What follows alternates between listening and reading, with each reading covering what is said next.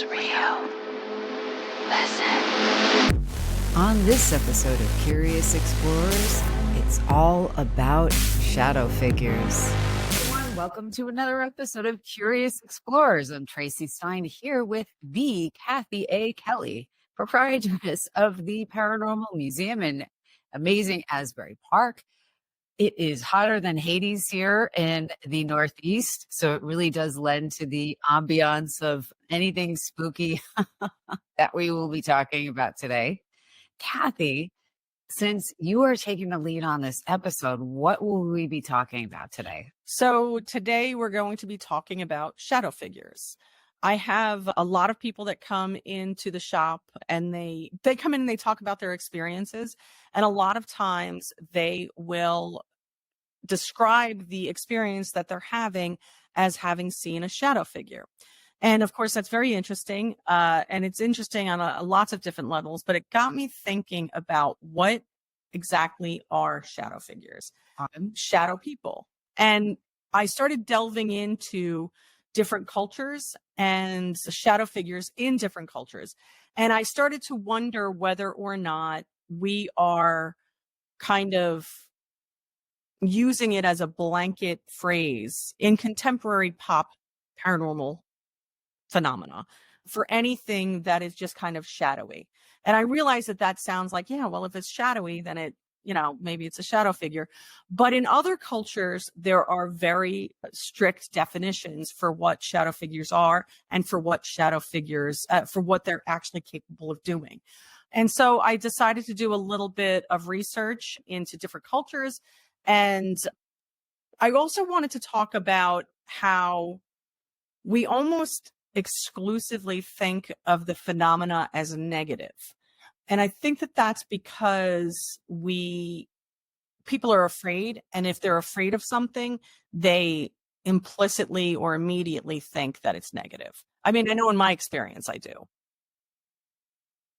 Sorry, you can see that my mind is drifting because I'm thinking of an experience I had. Maybe I'll share it later, maybe I won't. But I think a lot of people have had this experience. I've seen shadow figures, thank God, not that often, but periodically in my life. And I can't say any one of them was ever like a positive one, like a positive experience. So I'm eager to hear more about, what they are, what, different people say they are. You and I have talked a lot about how the observer effect or the interpretation based on our personal response. And I think that shadow figures are phenomena that tends to be defined by that. But I wanted to know what other cultures had shadow figures in them and what shadow figures had meant in those cultures. So one of the things that I've always found very interesting is that our interpretation of paranormal phenomena, whether it's benign or harmful, good or bad, is based really on our response to it and not necessarily on the intent of the creature, entity, or energy. And I think shadow figures really kind of, I think shadow figures really kind of are defined by that. And when I think of some shadow figures that we talk about culturally in pop culture right now, Slender Man comes to mind. Now, Slender Man is not a shadow figure because there's more definition, but there's definitely a tie between the phenomena known as shadow figures and the absolutely man-made creation of Slender Man. But I wanted to go a little bit deeper. And so what I wanted to know was, is the intent of the entity truly in the eye of the beholder? Or are there shadow figures, shadow creatures that have definitions that really are or have real kind of limitations to their behavior or definitions to their behavior? So sorry, I'm laughing because I think I'm going with this is an unsophisticated assessment. I just think they're all like freaky. And I have to ask, like, if it was a white or a light figure, so do we have associations with darkness that we associate darkness or shadow with negative because we associate darkness and shadow with fear. So if you had a figure that was made of light and was bright and was, of a lighter color, a pale blue, let's say, would we be less afraid of that? Because we do tend to define things based on whether it's light or whether it's dark.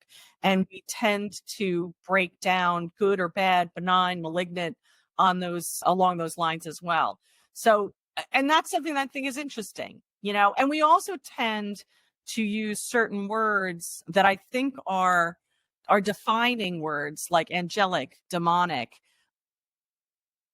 whether or not there's any evidence that the entities or the energy falls into that category. The only thing, can I just ask a question? Sure. So you were talking about light. To me, there's a very big difference between something emanating light or cloaked in light, like that's radiant. And I agree with you. The feeling would be an important part of it. And that's not something you get on film. Right. Versus, pale color. I'm just thinking like throughout history, there's all these women in white who show up on like, creepy roads or in hospitals or whatever. And they seem awful across the board. So it's like, I don't think for me, like something emanating light is different from the tone. Right. But is something emanating light inherently good? Honestly, I have no idea. I mean, I think that from, I think we have a tendency to accept something that is emanating light as good or as not harmful. Or like right? Angelic. Yeah. I mean, I think that's exactly what it comes down to is angelic. And so how much of our perception of this type of phenomena is predetermined by our cultural references? I mean, Sure. the movies that we see, the TV shows that we see, although if you've seen Poltergeist, there was a lot of light coming out of that room, that was absolutely terrifying and dragging that baby into the TV. I shouldn't be laughing, but it was the creepiest. And it was absolutely terrifying, and so you wonder when people are having experiences, especially when there's virtually no interaction, right, with the energy or the entity or the creature or whatever you want, the figure, whatever you want to call them. And yet the person has a visceral response to it. Now, is that visceral response to just the figure, which is startling, and what the hell are you doing in my bedroom, which is absolutely okay. But people don't tend to claim that experience when they think the energy is positive, right?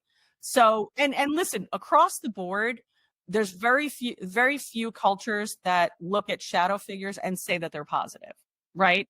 So, like, for instance, there is in Choctaw culture, they have a very deep, very diverse, and very complicated lore. Okay. I hesitate to call it folklore. I hesitate to call it mythology, because I think it's more. I think it's a belief. It's more than even a belief. It's an understanding of the universe. And this understanding of the universe is very, very complex.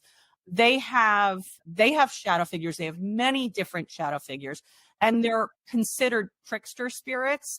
And in some cases, they're just kind of like a pain in the butt, and in some cases they're considered evil. So one such creature is known as the Nalusa Chito, also known as the Impa Shilip. And this is a really interesting one, because I think it's one of those stories, one of those legends, one of those explanations of human experience that moves out of lore and maybe into psychology, right? And I find it really, really interesting. So this creature is known as a soul eater. Oh. This creature is described in an interesting way, and it's a way that I thought invited us to look at a creature not only as a literal creature, as described in the lore, but also as a figurative entity that might be an ancient way of looking at a psychological issue. right? Right. So it's considered a soul eater, and it's called a soul eater because it eats away at the spirit and well-being of people who allow negative thoughts and emotions to overtake them.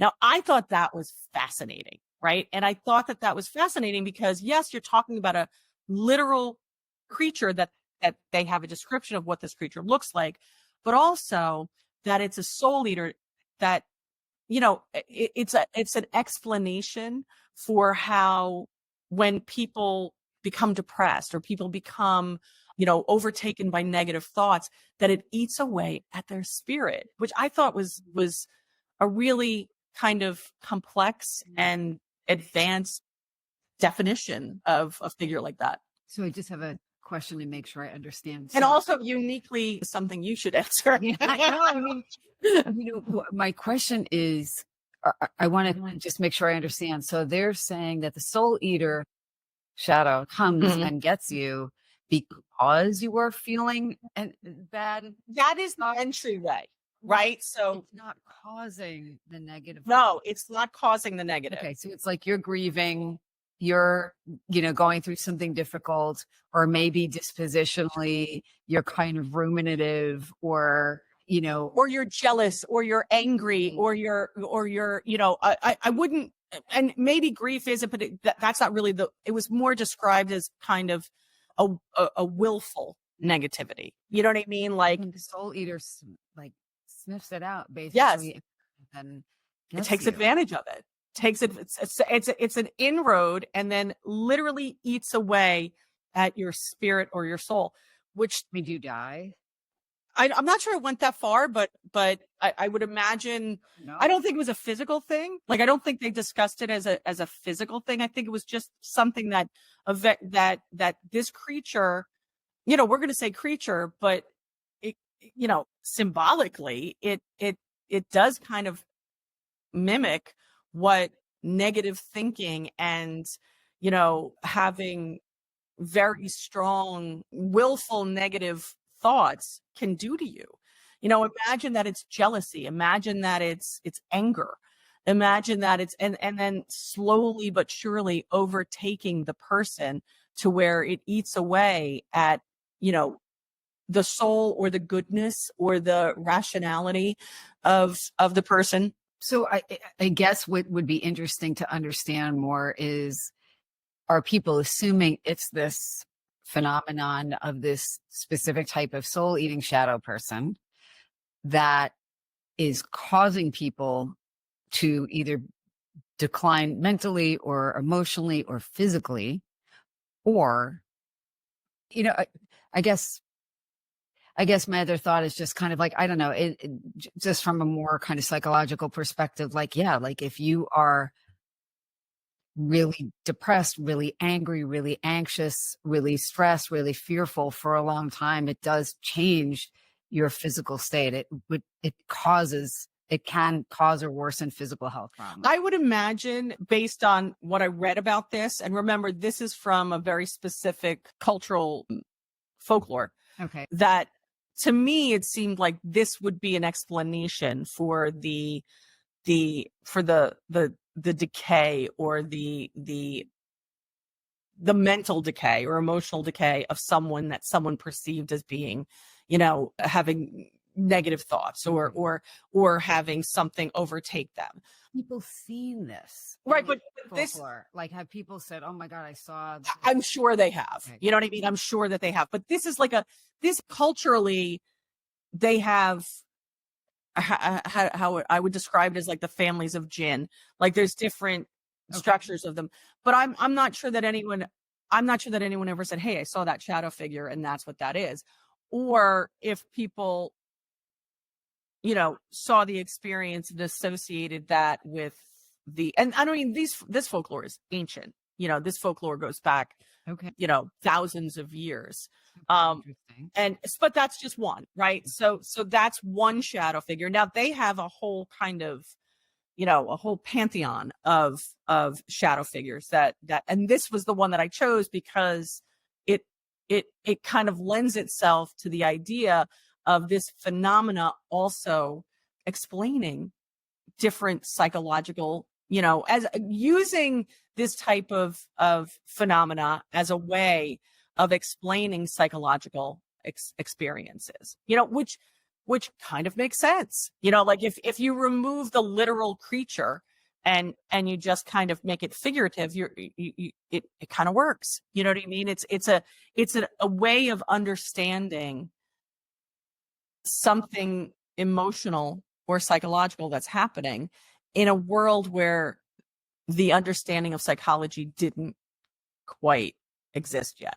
You know what I mean? Okay. And which is not to say that it's not also literal. I just chose that one because I thought it was a really interesting example of it. I'm going to choose to assume that it's also literal. I'm assuming it is. People like. Well, I'm assuming that if you are of that culture, maybe you see it. And maybe if you are of that culture, and I would say that this culture is kind of ancient, so I don't think it's contemporary, or I don't think the understanding of it is contemporary. It's kind of like a Jesuit in the Catholic Church, where they don't necessarily believe in a literal evil or a physical evil. Although I don't know, I don't want to speak for every single Jesuit, but they lean more towards a more figurative. Okay. So I couldn't speak for the entire Choctaw Nation. But their understanding of shadow figures, there's dozens of them. Okay. And they have different, one of them is called the Long Tall Man. And he's just a very tall shadow figure that, and they do associate most of them with negativity. Some of them are tricksters, which means that they like spoil your milk or they steal your hat or something along those lines, where it's not really, world ending, but it's annoying, so, and then one of the more interesting ones, so this is in Japanese culture, and Japanese culture has many shadow figures, which some people associate with the fact that they have paper doors and paper windows.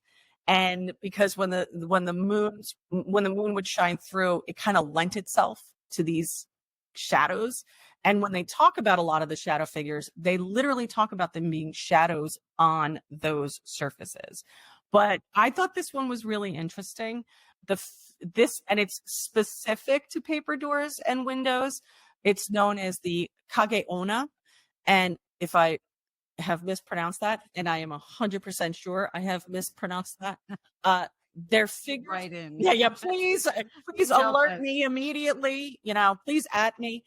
Their figures are usually seen as young women, although from time to time they are seen as older women, and they're the shadow, right? So you don't see the figure, and they are seen most often on nights when the moon is very, very bright, and they're seen as shadows on these paper walls and paper windows. They are commonly reported as being seen in abandoned or run down domiciles. They do not interact with the living at all. All right, that's probably good. They don't approach you. If you approach them, they neither go away nor stay. They seem to do nothing other than just appear. And they are accepted as evidence that a home is haunted, although not by the figure itself. So so they are not the spirit. They are evidence that there are other spirits that are present. In some stories, there seems to be like a harbinger of doom aspect to it, but it really wasn't specific, and it really wasn't necessarily negative or positive. But the negative would be that the house is haunted, and if the house is, and in Japanese culture, if the house is haunted, it's generally not for a positive.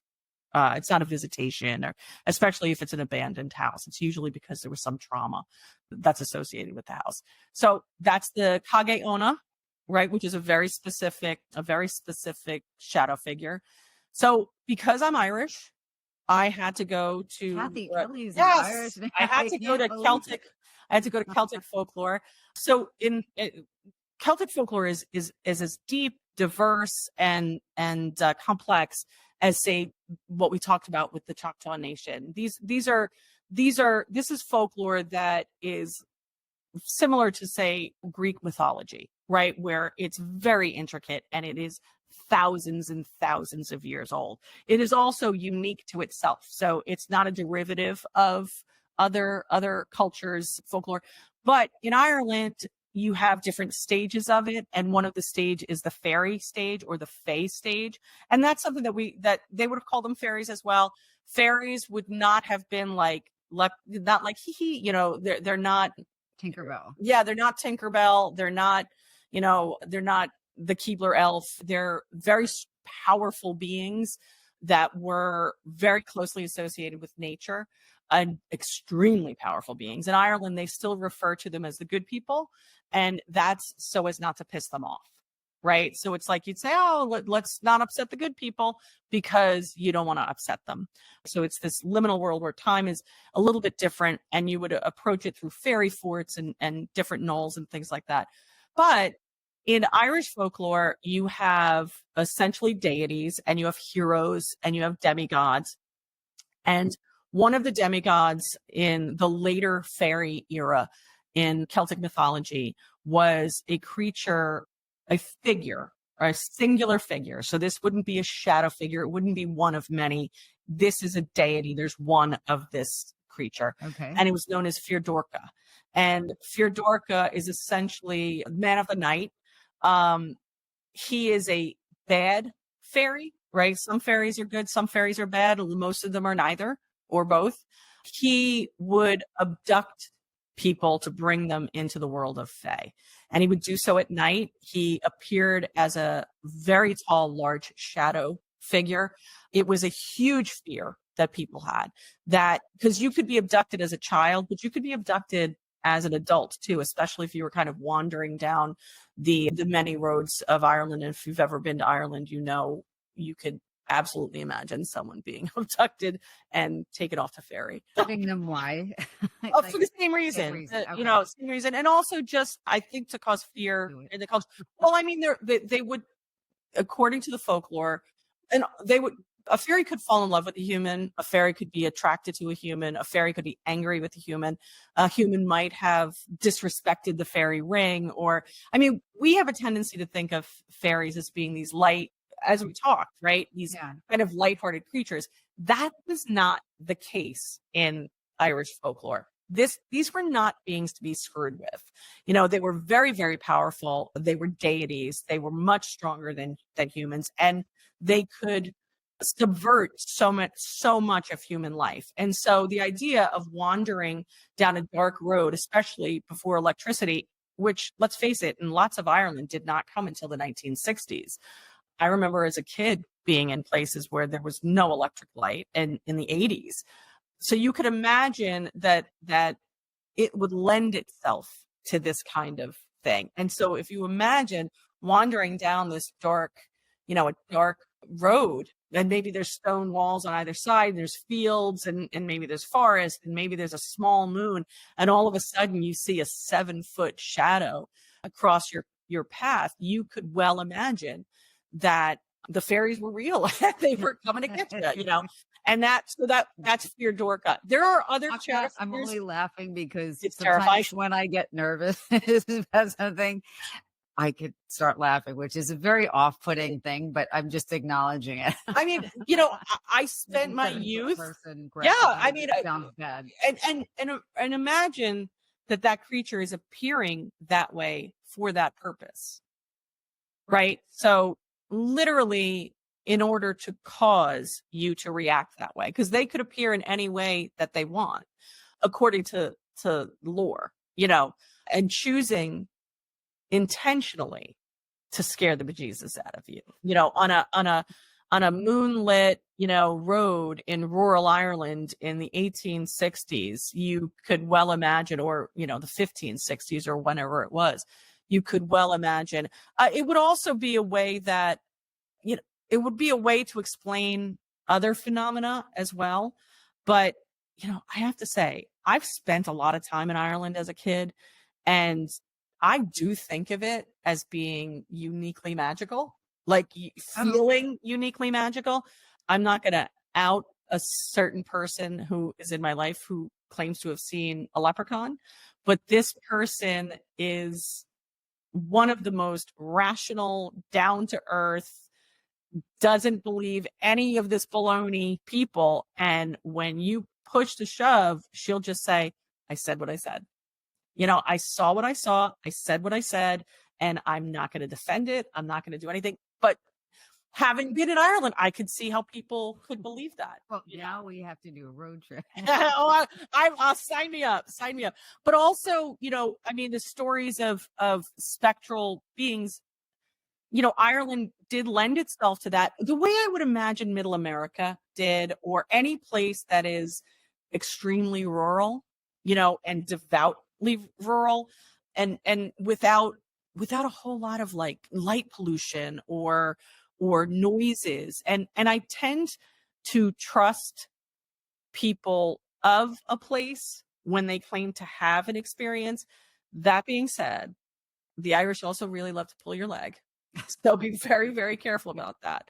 But so that's an Irish shadow figure. And again, negative, right? Okay. Intentionally trying to cause fear. So now we look at like contemporary, I would say pop culture shadow figures, Yeah. which are essentially anything that appears shadowy.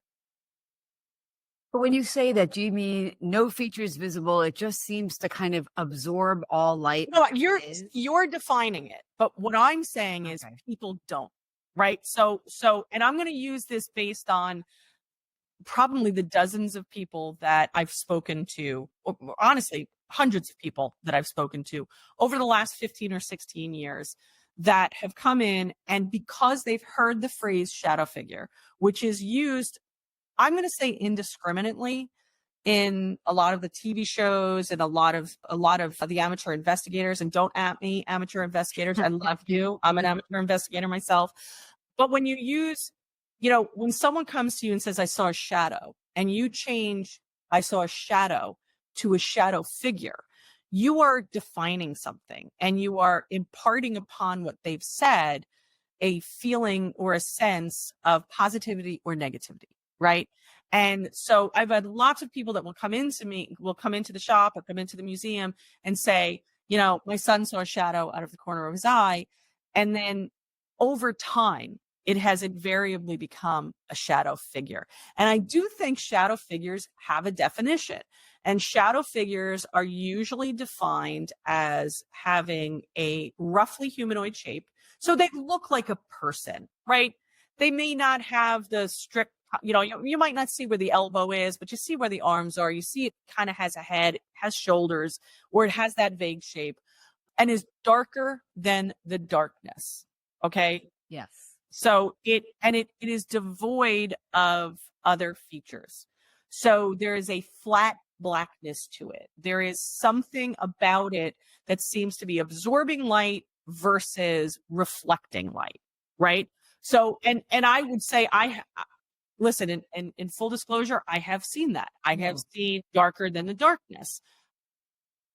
And I would say that that's a very good colloquial contemporary definition of what people refer to as a shadow figure. However, I often wonder, as an investigator, if that isn't a limitation of the energy of the entity or the ability of the observer to observe. In other words, and certainly not in every case, right? But in some cases, this would certainly be true, that you're seeing a shadow out of the corner of your eye, right? It's not in front of you. It's not walking in front of you. It's not present. It's not staying there. It's something that you've seen very, very quickly. Is it not possible that what you saw was a spirit that just doesn't have sufficient energy to completely manifest, or you as the observer don't have the ability to see the manifestation? And because we have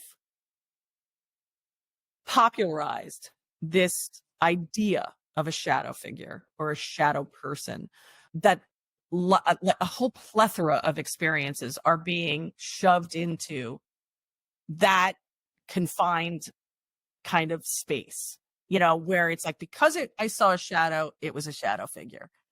And in my experience, I don't, not every person is experiencing the same, is saying the same thing, but they're calling it the same thing. So As you're talking, I'm thinking about different experiences. I'm thinking of things you've shown me in the museum. I'm thinking about all these paranormal shows that feature footage. So a few things come to mind. When we're talking about things that you and I would agree are a shadow figure or a shadow person, tell me if I get this wrong. I'm assuming we both are of the mindset that they're not a great energy, because we're talking about things that often appear in places where they shouldn't be, and it leaves you with a not great feeling, and we could argue whether it's our response or we're picking up on something from them. That's a whole other thing. And I think that's an important distinction. Absolutely. I think that's an important distinction. But they're also in places where it's like you would expect not great energy, like Eastern State Penitentiary, like places where the energy itself is stagnant, but there's such residue of trauma or some other stuff that's not great. So as I'm going to tell you why I'm mentioning this. I also think that sometimes spirits look shadowy because that's how we perceive them. Yeah. What I mean by that is not fully formed, not solid, quick, peripheral. So that my dog Loretta passed away a few weeks ago. Yes. Which, I'm certainly holding a lot of grief, but I don't think grief generated this. I have seen, especially within the first few days, out of the corner of my eye, and I don't think it's just like the memory or my mind playing tricks on me, something small and low to the ground, moving quickly, but not like where it's absorbing all the light, like just, a not solid, not defined figure that's peripheral and moving quickly. And I don't think she would have the energy to present in a more solid way after recently passing. Right. That's just a thought. And you and I and many people who were listening will have had experiences like that. There was no negative feeling. And in fact, that's not even that common for me. I have seen shadow figures that, can I tell you a story? I think I might have mentioned this in another episode, but I'm not sure. So when I was in college, I lived in a Victorian era home. I was there over the summer. There had been some people visiting or staying for the summer. And I came home and, for like a few days, like the roommates or the people upstairs and my roommates were using the Ouija board. People have different opinions about that. Not going to address that right now, but certainly it felt weird in there, and stuff that came through was weird. And I wasn't even participating, but so my roommates go home. There's nobody else staying in the house. I'm in this house that's fairly new to me, but it's an old house. And a friend is over, staying the night, and we're hanging out, in my room, but the door is open to, the living room and the dining room beyond it. And there's this bank of windows, this kind of like, alcove of windows. And we're sitting talking, and we both saw, I'm going to say a humanoid, I'm going to say male figure that was taller than a normal person walk through a dimly lit room slowly, but it was unmistakable. And as it passed in front of the bank of windows, and there's, light coming in from the street, it completely obscured the light. Right. It was clearly moving across 3 windows. Which a shadow would not do. No. Right? It was right. Room. So you're talking about you're literally talking about a figure made of black, which is what to me, that's a shadow figure. I can tell you, neither one of us felt great. Right. And listen, which is not to say that some shadow figures aren't, some shadow figures are negative. And I would argue that any kind of a male or female intruder into your space would make you feel uncomfortable. I mean, lots of this phenomena is also associated with sleep paralysis, right? Which we're both awake and talking. Oh yeah, no, I'm just. My point is that when we're vulnerable, anything that comes into our space, we have a fight or flight, and we should, because we don't know what it is, right? So we don't know what it is. You know, one of the things I'm always saying is just because you're afraid of the dog doesn't mean the dog was going to bite you. 100%. But be afraid of the dog because the dog might bite you. But I think what you're describing, if I were to say that there is a definition of a shadow figure, that's the definition of a shadow. I know that the paranormal is real. Listen. Hey everyone, Tracy here. As you probably noticed, we had numerous audio and video technical difficulties, so we decided to end the podcast episode right there. Was it due to shadow people? I have no idea. But if you have some thoughts, let us know. And if you've had an experience with shadow figures, please do tell us. Leave us a message, leave us a comment, let us know your story. We're really curious and interested in what's going on for you. If you enjoyed the episode and the podcast in general, please do remember to like, share, follow. It really does help us continue bringing more spooky and intriguing content to you. And of course, as always, until next time, stay curious and keep exploring. Bye for now.